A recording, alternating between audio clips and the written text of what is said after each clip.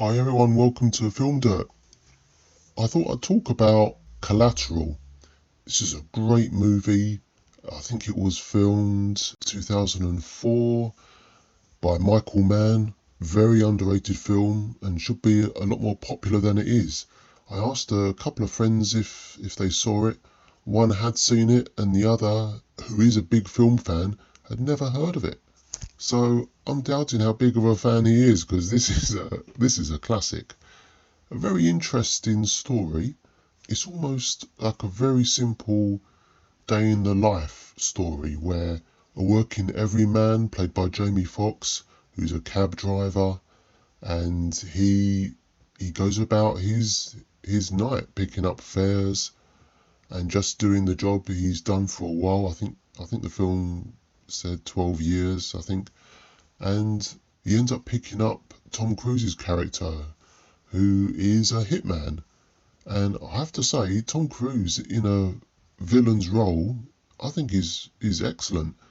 Now, I think Tom Cruise should do more of these roles where he's not just seemingly playing the same character. Most of his films, he's the good guy, and we all know Tom Cruise, good-looking guy, always the front and center guy for any production, and he sort of made that role his own, hasn't he? He doesn't really disappear into a role like, let's say, Gary Oldman would. And I just pulled Gary Oldman out of the air because I think he's, whatever role he's in, whether he's good or bad, I think he just becomes that character and he's almost not recognizable, not just in look but in accent and mannerisms. Tom, for the most part, I think has been Tom Cruise in a lot of his films, not all, but I think in this one, this is a deviation from that, and I think it's excellent. I think, like I said earlier, this is a very underrated film. I like the angle where it's almost like just another day for the cabbie, and by chance he's just picked up this guy. Now, what we've got here is where his earlier affair ended up being a lawyer played by Jada Pinkett Smith. By some coincidence, it's the same lawyer that is going to be testifying against Tom Cruise's character. So, small world, if you could look at it like that, but it does work, and it just makes the story more interesting because it is such a just a off the cuff story, day in the life story, if you like. That little link there, I think, is great and it works. It's just one of those, as luck would have it, she's the lawyer that is there to try and put him away later on. And then their stories meet towards the end of the film, and it's a good confrontation. And you've ended up bringing an innocent party, which is the cab driver, very much into the story he didn't want to be in. And he has to take this guy to all his various jobs, and he's basically hired for the night. And when you get into a situation you don't want to be in for too long, you end up being roped in, don't you? And, you become part of something really nasty. And I think it's all played very well. Jamie Foxx, who I haven't seen too much of his films, but I think he's great in this. Very believable. One little nitpick, Jamie Foxx looks like he can take care of himself. Maybe the role could have gone to a much smaller, weedier man, if you like. It depends which way you want to look at it. Anyone is fearful when a gun is pointed at them, whether you're big or small. But Jamie Foxx, you just think he's very streetwise, but he's an innocent party in this, and he plays that part very well. Dare I say this is his best role, I think. I need to see a lot more of his films, but this one is just really compelling. And the end chase through the train subway is very gripping, and you just want to see how it ends, and it kind of ends very simply, and I like that.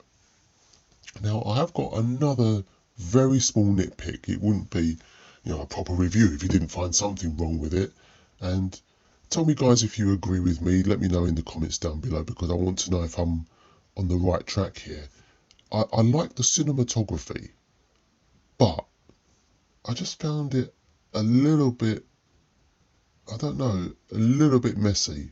Now, when I see a movie, I almost want to be in the movie. I want to be drawn in.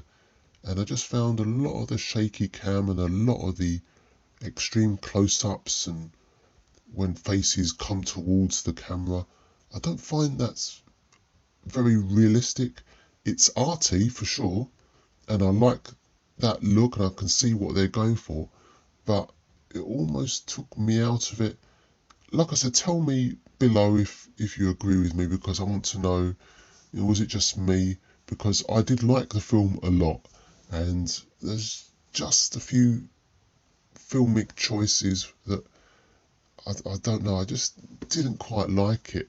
It's a great film and it's very eye-catching. There's a lot of good photography here. There's just a few shots where the camera is just unnatural. That's probably the term I wanted, just slightly unnatural, and it took me out of the story. Just hold the camera steady, and if it's handheld, that's great as well. But, if you're in the scene and if you're part of the story, people aren't going to be walking straight at you as if you're not there. And I found that in a couple of the shots, and I just want to see what's going on. Apart from that, I think overall it's a great film. I'd love to see Tom do a lot more of these types of movies. Maybe low budget, less razzmatazz and spectacle. I love those films that Tom does where he's the pilot, he's the guy hanging outside the building, he's hanging on for dear life and he's breaking bones and jumping buildings. I love all that.